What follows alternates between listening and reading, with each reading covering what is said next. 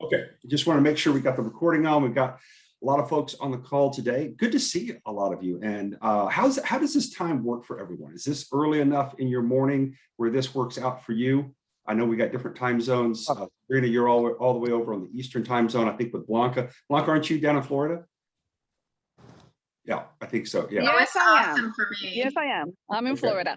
Okay, so how does this, Larnie, I know this is kind of early for us, so that way, I like to get stuff a little early, get things kicked off early in the morning.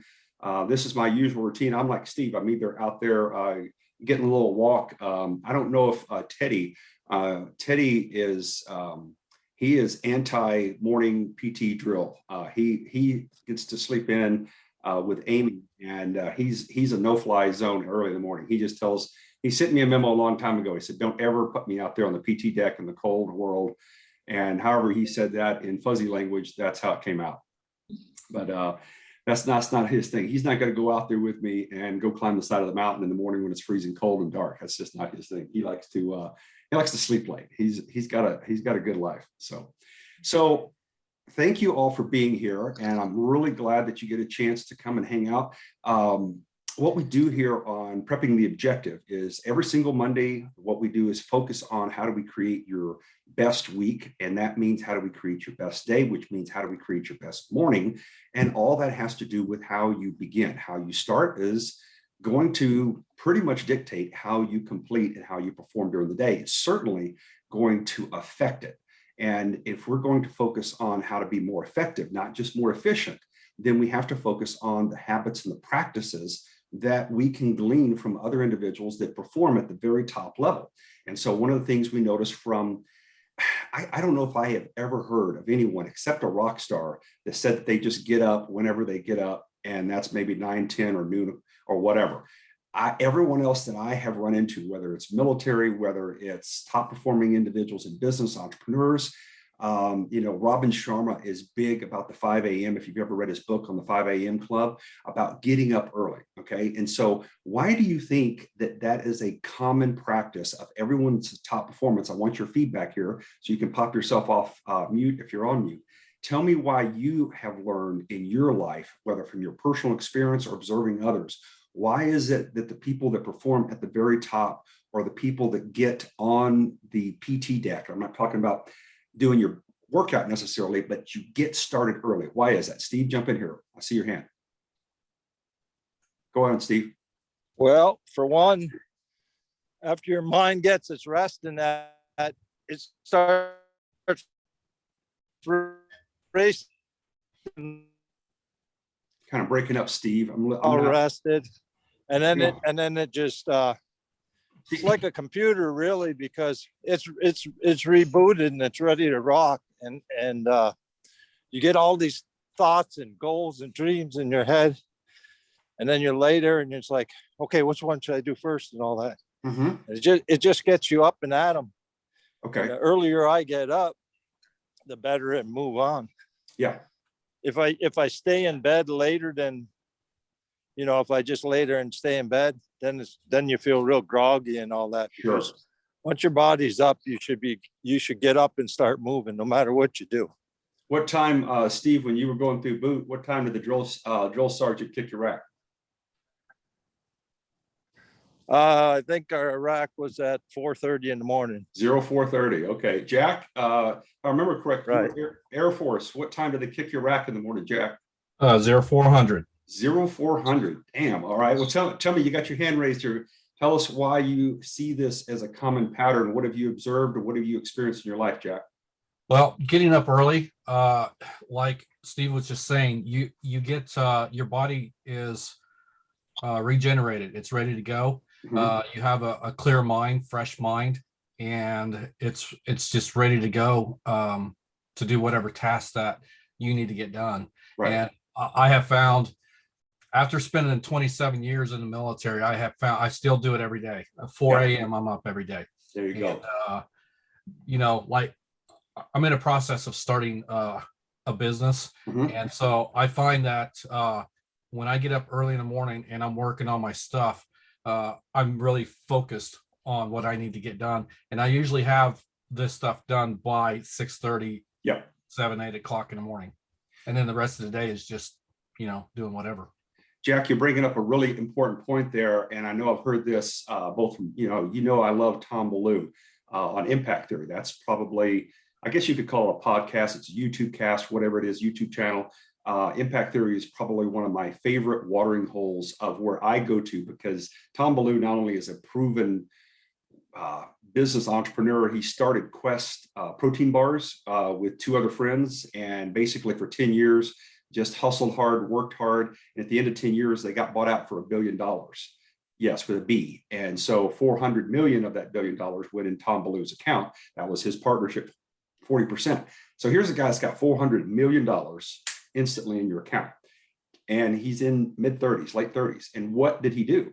He decided to spend the rest of his life doing what? Buying islands, hanging out on yachts, floating around in Ferraris, going to, Monte Carlo. All those things are cool. I'm not saying that's not a thing to do, but what did Tom decide to do? He decided to devote the rest of his life to taking everything that he had learned to become successful and using his influence to connect with those individuals that had either written a book or had excelled in their performance. And he brought them onto impact theory, and he interviews them for 45 minutes.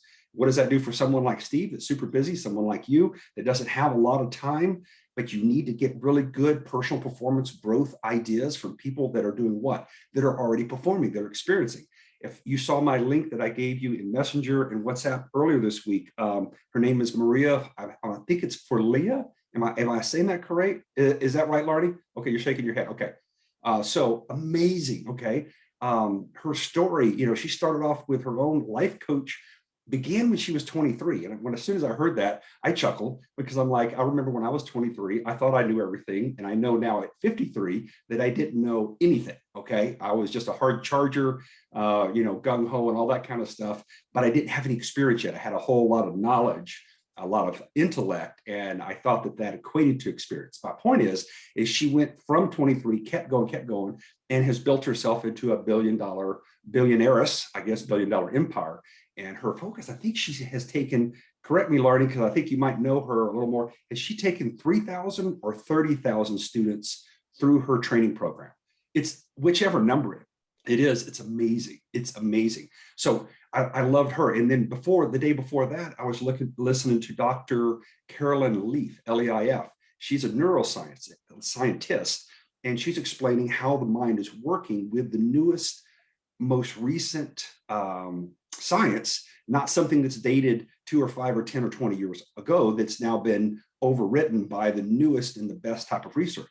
What is that doing? That's giving me that concept. And guess what do I listen to when I'm watching YouTube? Do I listen to it on normal speed? No, because I don't have that luxury. Okay. So I listen to it at 2x. And so a lot of times I forget, by the way, when I grab the link and I send it to you on Messenger or on WhatsApp, what do I usually leave it set at, right? I leave it set at 2x. So when you turn it on and you hear it talking fast, just understand that's me, that's my system, okay? Because, I'm like Steve, I'm like Jack, I got to get things done early in the morning. And one of the things I wanted to bring up here that Jack was talking about is the morning hours. That's why Robin Sharma talks about the 5 a.m. club. When he coaches billionaires, okay, these are juggernauts that are head of companies and organizations, global transnational firms. And these guys get up at 5 a.m. and they do a program that he calls the 90-91. And 90 minutes for 90 days focused on one thing, the one big thing that will move the needle in your business. Okay. Now, I have tried that, and I will tell you that it is not easy to block out 90 minutes. Okay. And I don't have kids anymore. Okay. If you have kids, that's ×3. I understand that. 90 minutes. I have so many things going off of social media. I actually have to use a app on my phone that is called Digital Wellbeing, that turns off all the other apps, because, heck, I got clients all around the world that are coming in from different time zones, different people saying, hey, what about this? Can I ask this? Or I need help doing this. And what do? I love to serve. I love to be able to help them. I have to turn that off for what? For our time, okay? The me time.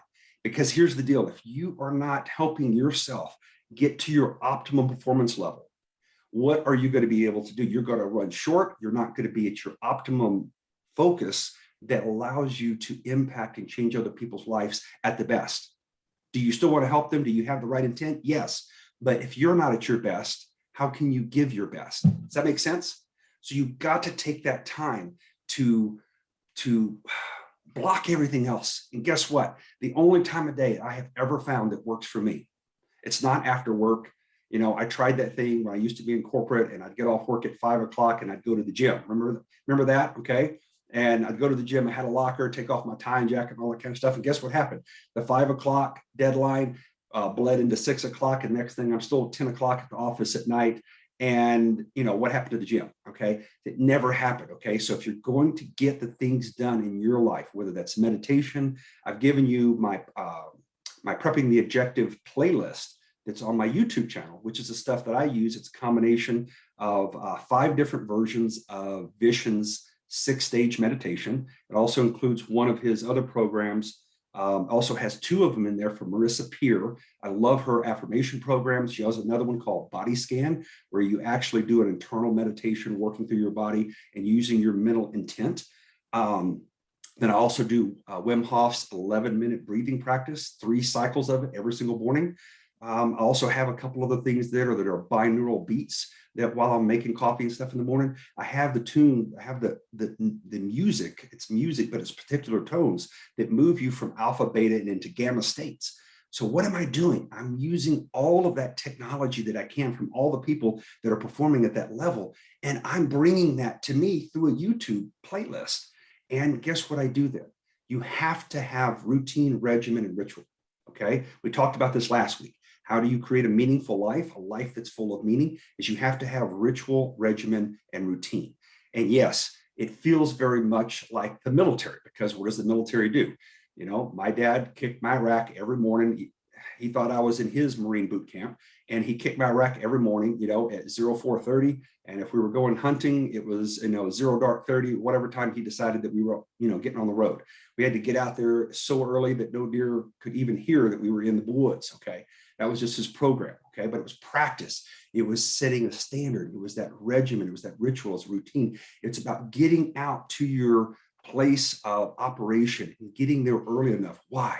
Because if you come in there and you still are sitting there trying to sip your coffee, your first cup of coffee, and you're trying to get your first Zoom call, and you haven't taken the time to organize your thoughts and your processes, how effective are you going to be when the call goes live?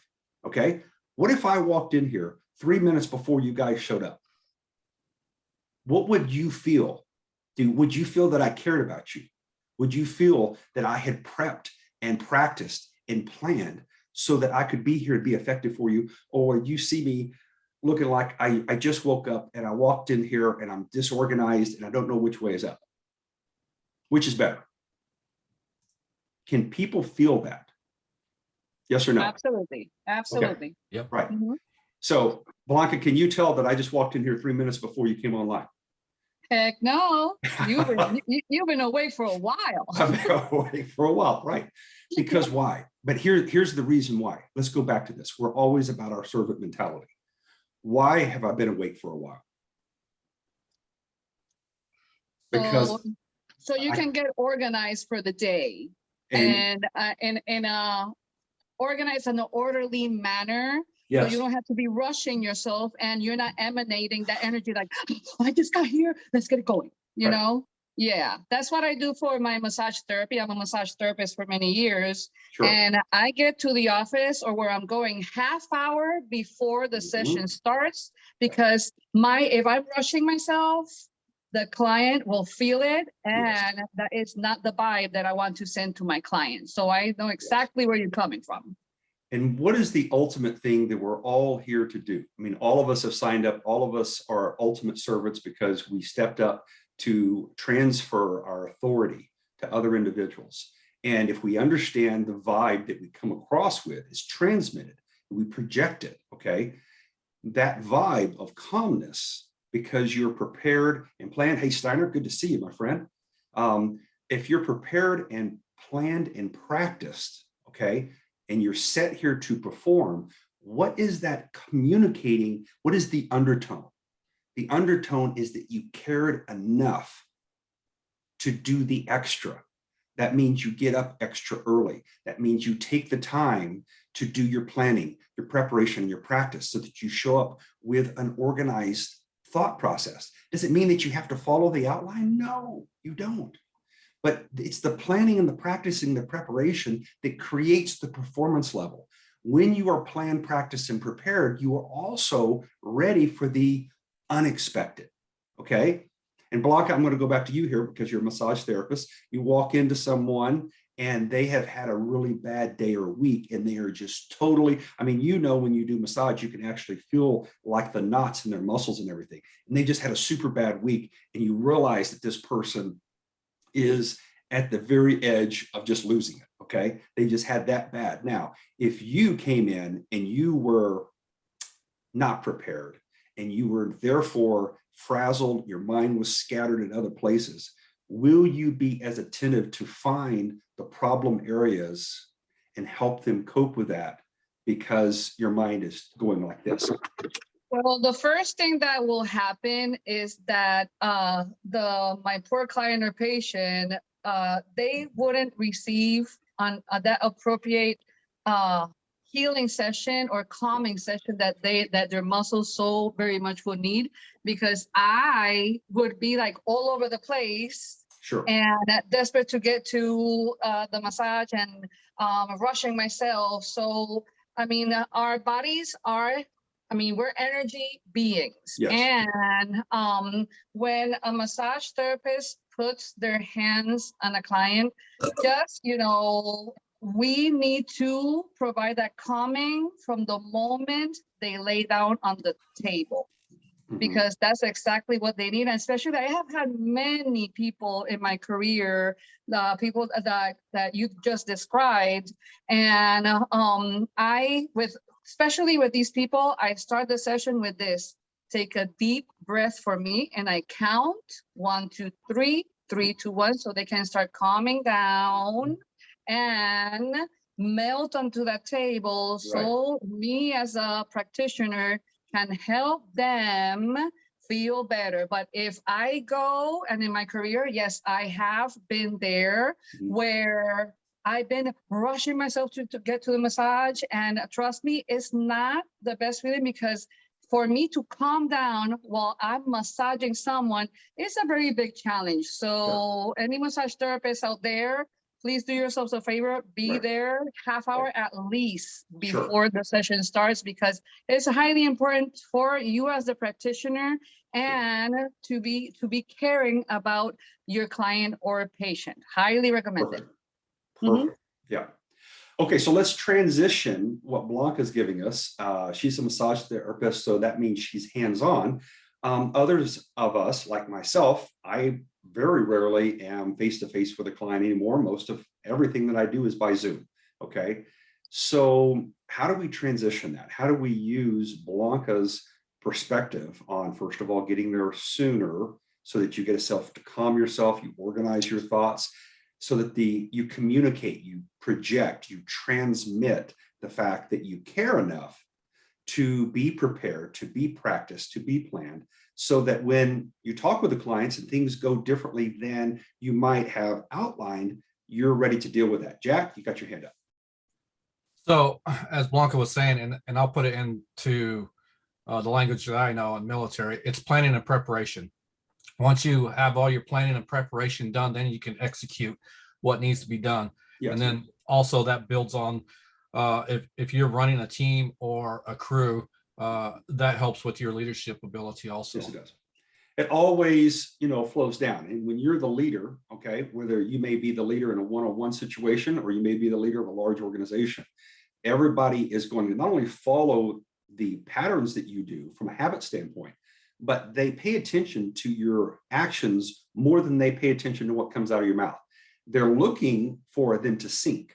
But at the end of the day, everybody knows that your actions speak louder than words, right? Everybody knows that overall, right? So people are watching, not just our kids, okay? Our kids are incredible recorders. They're always watching us, even when we think they're not watching us. That's why it's important for us as parents to be diligent about our performance all the time, because I guarantee you, mine are now grown, but they come up and tell me about stuff that, they saw, 20 years ago, okay? And it affected their life. And I'm like, how the heck did you see that? But yet what they were doing is, it was that term that I remember my dad taught me out of the Marine Corps Prac Manual. If I get this correctly, it's not courage. I've got to find the right word. It's not commitment. There's another term and I'm blanking here, but it's, well, it's about how you perform in the dark. And I'm blanking on what the term is, but you're getting the concept, okay? The quality of a person's character is how you perform when you think no one is watching. That's who you really are. And when you are genuine and you are that authentic person that I know each of you are, because I took you through the vetting process. So I know who you are. That's why we're all together here as a family. So when you are expressing who you are at a genuine level, and you can just be that person. Is that the attitude? Attitude, yeah, it is about an attitude. You're right, Slimer. Yeah, it is an attitude, and it's an overarching concept. So, Anthony, you got your hand up, my friend. What you got to contribute here? Oh yeah, I was just touching bases in because everything you're saying is so true, especially about the ritual, the regiment, the routine, Yes, planning, practice, preparation. Yes. I'm seeing that even more so than ever, simply because of since the book released, with everything that I'm doing with my program, Sure. and I'm finding myself in the same predicament. Like if I don't give myself enough time, and actually sit back and actually prepare, like what my day, like what needs to be done today, because every day there's something that is most important that actually needs to happen. But if you're being rushed or you're not giving yourself enough time, you're going to miss out on something, or you're going to actually neglect an area that actually needs attention. Yeah. And therefore, when you're dealing with someone, you're going to find out yourself in the midst of it, like, I'm not even prepared. Yeah. There's certain things that I should have had ready. Sure. And then now you're winging it, trying to get through it. And then what you really did is you just really neglected that individual, especially someone who's paying that hard cash money for your time and service. So what you're saying is like so true. And I don't went through this in my own head, like, hold up, get your butt up. Here's what you need to do.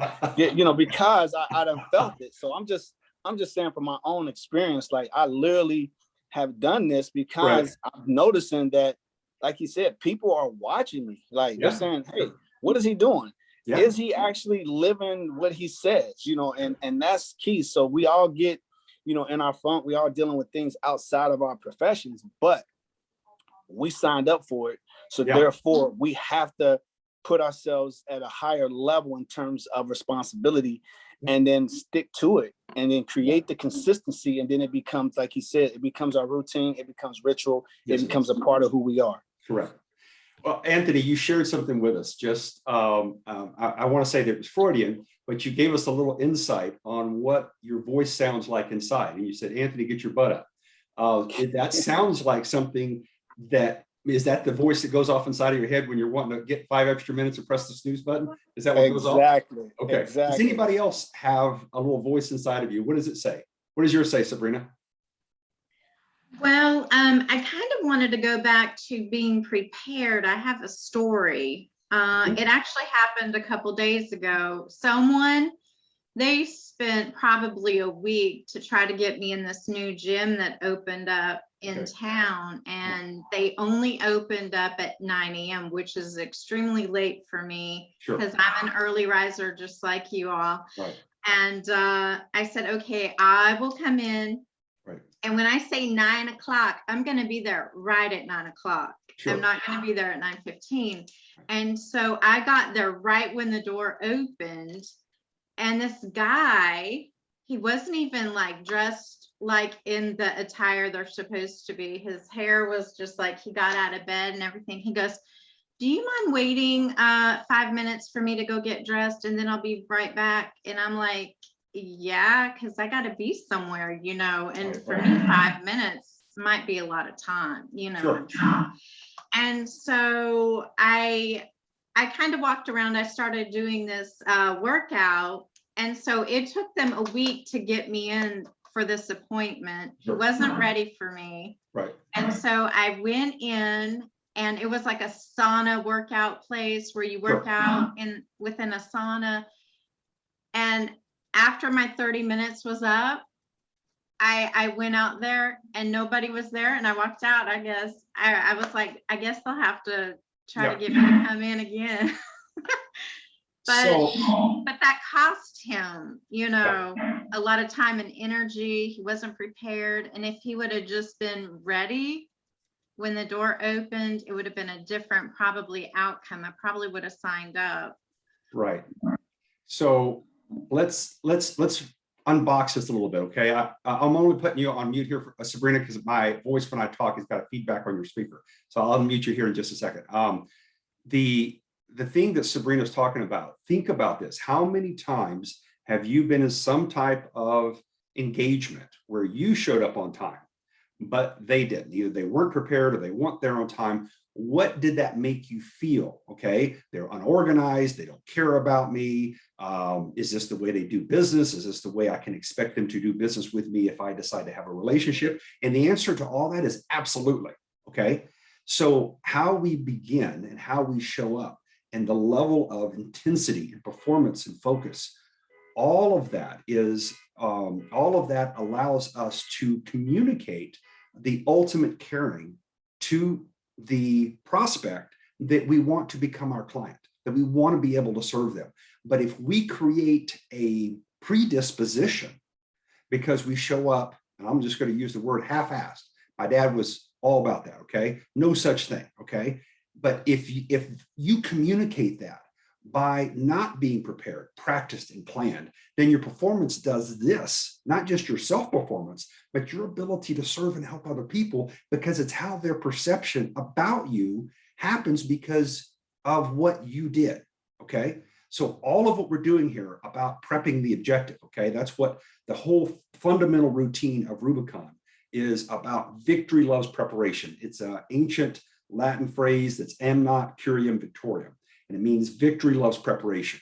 And I love the way the Greeks took words and humanized them, okay? So victory, as if victory is a person, victory loves preparation, okay? So I love how they actually create and they imbue words or phrases with like a human spirit, okay? So it's like victory is a living human spirit, and victory is in love with this other thing called preparation. And so that was the whole basis when I created the Rubicon performance system years ago. I had that as the fundamental ethos of Rubicon, which is it's all about preparation. Of course, that went back and confirmed what Dad told me, you know, whatever, 45, almost 50 years ago, when he's kicking me out of my rack at 0430, to use the term having had. And I learned, Steve, you'll love this, and Jack, you'll love this because you guys are former active duty military. When he told me 0430 having had, and I didn't ask him what does having had mean the first time. And so when he kicked my rack, I had all my hunting gear all out, had all my weapons out, had my ammo, everything was ready to go, everything packed up. So I'm hustling out. I went to the kitchen and I was going to stop to get breakfast. And guess what? Having had, if I'd asked the question, meant having had everything, including chow. And so I had to go straight to the truck. I had to go out and hunt for a full day. And guess what I had to eat? I had nothing. Okay. And at 10 years old, when you had nothing to eat or whatever, the lesson was, oh my gosh, I'm going to starve to death. No, I wasn't going to starve to death, but he wanted to teach me a lesson. Having had all of your preparations done ahead of time. So I learned a lesson. It's all about prepping. Steve, you got your hand up there, and then Anthony. Go ahead, Steve. I do. And it's kind of breaking up on us, Steve. All about respect. So if you're waiting for your mate and they're not, hello? You're there. I got you now. It's freezing up again, Steve. Okay. I said that because time is the most important commodity on the planet Earth. Right. And everyone says they don't have any time. So if they didn't have time to get there on time, then you're already looking at them that I don't even want to waste my time with this person. Sure. And your thoughts go on to into you, and then you're not giving them the 100% that you would give a person that shows up on time, because they respected the fact that that time was important to you.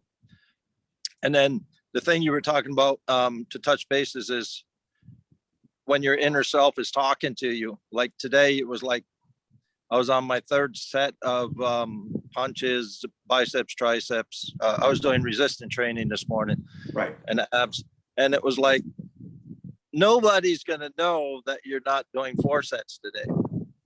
Should you do 4 sets? You know, I mean, your head's going back and forth. Well, I don't have to do 4. Everyone sees what you did in public, but they haven't seen the pain and sacrifices you did. And the payoff comes in public, not in private. Yes. So most people, like I have a nurse friend living with me right now for the last 7 months. She's been working here. She's a travel nurse, and my wife and them, and they can see, they already know my routine before I even know what I'm doing. Right. They assume that I'm already working out. Well, maybe I didn't work out that half hour earlier or something like that. You know what I mean? So I'm doing it now.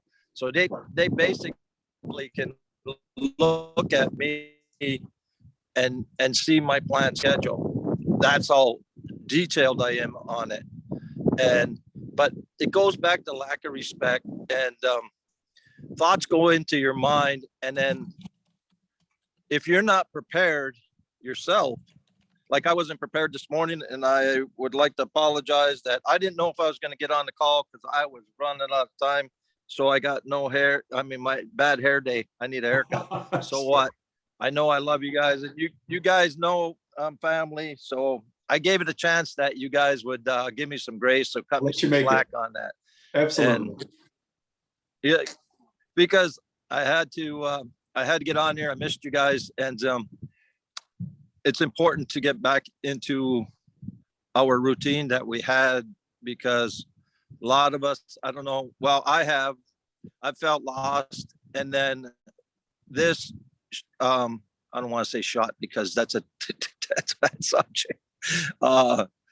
This boost of energy is the ticket that we're all longing for. So if we could transfer that to people, it's just that, you know, we cannot cheat them by not being prepared. Mm-hmm. So if you have to do it the night before, then you do it the night before. Yeah. You already know what your routine is. Yeah. So if you got to squeeze in an extra hour, you know, there's always time. There is time. Yes. People say they don't have time. There is always time. You just make the time for the priorities. That's it. I'll leave you at that. You know, Steve, where you're coming from here, and I know we always try to keep this to 30 minutes, so I'm gonna try to, we're a little bit over, but I wanted to just compliment you, because what you're talking about here, my friend, is you are a man of integrity and a man of honor.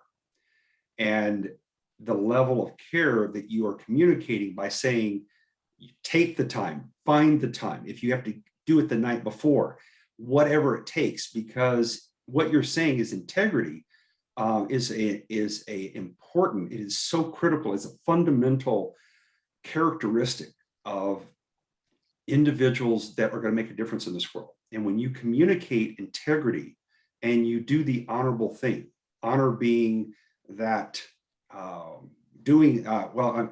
that's what I was looking for earlier, is doing right even when nobody's watching. That's the definition of honor. That's the term I was looking earlier and my head didn't find, okay? And that's where you operate from, Steve. And every time I've heard you on any of our calls together and you express yourself, those two words, I feel, is what you resonate. And that's what we all resonate. And, you know, Steve's stepping up here and talking about it. I know each one of you have this same type of feeling inside. It's why you're here. It's why you took the time to show up here early on a Monday morning, or depending on whatever time zone you're in. It might be later on a Monday, or it might be even the next day if you're across the time zone. It is about caring enough to be that better version of yourself, so that you know that when you have a chance to impact another person, it is your obligation. God, this is a great concept that Dr. Peterson talked about. Let me get it right here so I can give it to you. It's doing something that makes you happy is a luxury. Doing something that is meaningful to you is your obligation. when I heard that, I just was like, wow, okay. Doing something that makes you happy is a luxury. Everybody in life is looking for the luxury, okay? But doing what you find meaningful, break the word down, full of meaning. That means for you to live a life, for you to have performance that is full of meaning, you have to first define what is meaning to you. What is important to you? What is your best version of yourself? Why have you spent your life going through the difficulties that you've done, standing up when you were too tired to stand up again, going the extra mile when no one else went and it wasn't cool to do it? Why did you do all those crazy things? Why did you write your book? Why did you tell your story? Why did you become so ultimately honest, brutally truthful, and put yourself out there on Front Street? Why did you do all those things? You did those things because you, in the soul, the depth of your soul in that well, you wanted to make a difference, even if it's just one person's life. Here's the point.